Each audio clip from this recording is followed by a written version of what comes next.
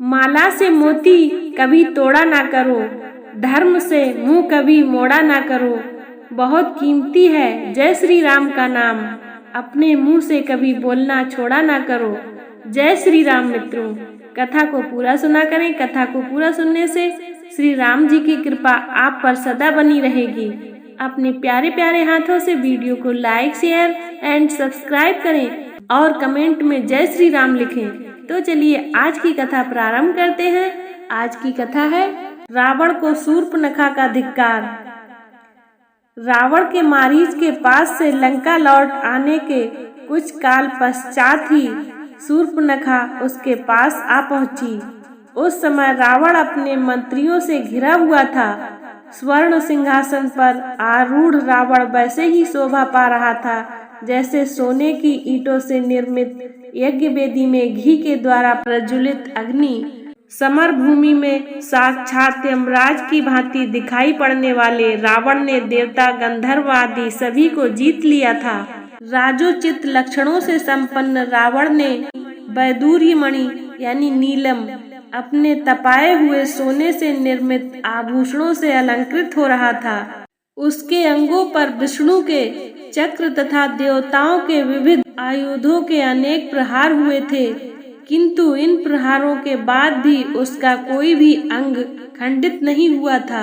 वह रावण पर्वत शिखरों को तोड़कर फेंक देने वाला, देवताओं को रौंद डालने वाला, धर्म को जड़ से काट देने वाला, दूसरों की भार्याओं के सतीत्व को नाश करने वाला, यज्ञों में विघ्न डालने वाला तथा दिव्यास्त्रों का प्रयोग करने वाला था। उसने समुद्रों तथा पर्वतों पर विजय प्राप्त किया था, नागराज वासुकी को परास्त किया था, तक्षक की प्रिय पत्नी का हरण किया था, कुबेर पर विजय प्राप्त कर उससे पुष्पक विमान छीना था। इंद्र आदि समस्त देवता उससे भयभीत रहते थे। वायु देवता उस पर पंखा डुलाते थे। वरुण उसके यहाँ पानी भरता था और वह मृत्यु को भी परास्त करने की सामर्थ्य रखता था।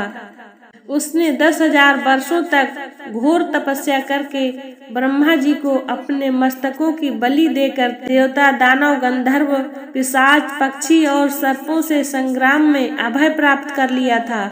मनुष्य के सिवा अन्य किसी से भी उसे मृत्यु का भय नहीं रह गया था। शूर्पणखा राम के द्वारा तिरस्कृत होकर अत्यंत दुखी हो रही थी। उसने रावण के पास आकर क्रोध से फुंकारते हुए कहा, धिक्कार है तुम्हारे पराक्रम पर और तुम्हारे इन मंत्रियों पर। तुम अपनी विलासिता में डूबे हुए हो। तुम सब तो सुरा और सुंदरियों में व्यस्त रहते हो। हे नीतिवान रावण, क्या अब मुझे तुमको यह भी बताना पड़ेगा कि समय पर उचित कार्य न करने वाले और अपने देश की रक्षा के प्रति असावधान रहने वाले राजा के राज्य के नष्ट हो जाने में क्षण मात्र भी देर नहीं लगती। तुम्हें ज्ञात होना चाहिए कि वृक्ष से गिरे हुए पत्ते और राज्य से च्युत राजा का कोई मूल्य नहीं होता। प्रजा उसी राजा की पूजा करती है जो स्थूल आंखों से सोता है किंतु नीति की आंखों से जागता है, जिसका क्रोध प्रलय और प्रसन्नता सुखदायिनी होती है। जिस राजा के गुप्तचर सक्रिय और सतर्क नहीं रहते वह राज्य करने योग्य नहीं होता। तुम्हारे गुप्तचर तो मूर्ख हैं, अयोग्य और आलसी हैं। तुम्हारी बुद्धि दूषित है और मंत्री भी सर्वथा अयोग्य हैं। उन्हें अभी तक यह पता नहीं कि उनके राज्य दंडकारण्य में कितनी भयंकर घटना घट चुकी है। मेरे वीर भ्राताओं खर और दूषण का 14 सहस्त्र राक्षसों सहित संहार हो चुका है। जो ऋषि मुनि कल हमारे नाम से थर थर कांपते थे वे आज सिर उठाकर निर्भय घूम रहे हैं। तुम तो राम द्वारा किए गए भीषण हत्याकांड से अभी तक अपरिचित हो। शूर्पणखा के कटु वचनों से कुपित होकर रावण बोला, शूर्पणखे, मुझे बताओ कि राम कौन है, उसका बल और पराक्रम कितना है, दुष्कर दंडक वन में उसने किस लिए प्रवेश किया है, उसके पास ऐसा कौन सा अस्त्र है जिससे उसने खर और दूषण और त्रिसरा का सेना सहित संहार कर दिया। उसने तुझ जैसी सुंदर अंगों वाली को क्यों कुरूप बना दिया? रावण के प्रश्नों का उत्तर देते हुए शूर्पणखा ने कहा, हे भाई, महाबली राम अयोध्या नरेश दशरथ के पुत्र हैं। वे अत्यंत निपुण धनुर्धारी हैं। वे अकेले और पैदल थे तो भी उन्होंने मात्र 1.5 मुहूर्त यानी 3 घड़ी में समस्त राक्षसों का संहार कर डाला। मैंने राम के बाणों की वर्षा से राक्षसों को मरते हुए तो देखा, किंतु यह नहीं देख पाई कि कब राम ने धनुष खींचा और कब बाण छोड़ा। स्त्री होने के कारण राम ने मेरा वध नहीं किया और केवल अपमानित करके छोड़ दिया। राम के समान ही पराक्रमी उसका भाई लक्ष्मण और उसकी अत्यंत सुंदर उसकी पत्नी सीता भी उसके साथ है। इस भूतल पर मैंने आज तक सीता के समान रूपवती अन्य कोई स्त्री नहीं देखी है। जब मैं सीता को तुम्हारी भारिया बनाने के लिए लाने के लिए उद्यत हुई तो लक्ष्मण ने मुझे कुरूप बना दिया। सीता तुम्हारी ही भार्या बनने योग्य है, अतः तुम उसे शीघ्र घर लाओ। शूर्पणखा का कथन सुनने तथा अपने मंत्रियों से विचार विमर्श करने के पश्चात रावण ने सीता को हर लाने का निश्चय कर लिया। तत्काल उसने अपना रथ तैयार करवाया और उस पर सवार होकर अपने मंत्री मारीच के पास पहुंच गया। मारीच ने रावण का समुचित सत्कार करके पूछा, राजन, लंका में सब कुशल तो है ना? आप इतनी जल्दी पुनः कैसे लौट आए?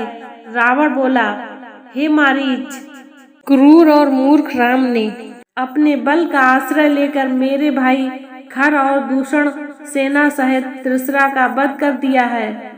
उसने मेरी बहन शूर्पणखा को कुरूप बना दिया है। तुम मेरे मित्र हो। मित्र ही संकट के समय मित्र की सहायता करता है। मैं जानता हूँ कि मेरे मित्रों और शुभचिंतकों में तुमसे बढ़कर बलवान, नीतिवान और मुझसे सच्चा स्नेह करने वाला कोई नहीं है। अतः हे मारीच, मैं चाहता हूँ कि तुम रजत बिंदुओं वाला स्वर्ण मृग बनकर राम के आश्रम के सामने जाओ। तुम्हें देखकर सीता अवश्य राम और लक्ष्मण को तुम्हें पकड़ने के लिए भेजेगी। उन दोनों के चले जाने पर मैं अकेली सीता का अपहरण कर ले जाऊंगा। राम को सीता का वियोग असह्य होगा और विरह की उस अवस्था में राम को मार डालना मेरे लिए कठिन नहीं होगा। रावण के वचन सुनकर मारीच बोला, हे लंकापति, जैसे कि मैं पहले ही तुम्हें कह चुका हूँ कि ऐसा करना तुम्हारे लिए उचित नहीं होगा।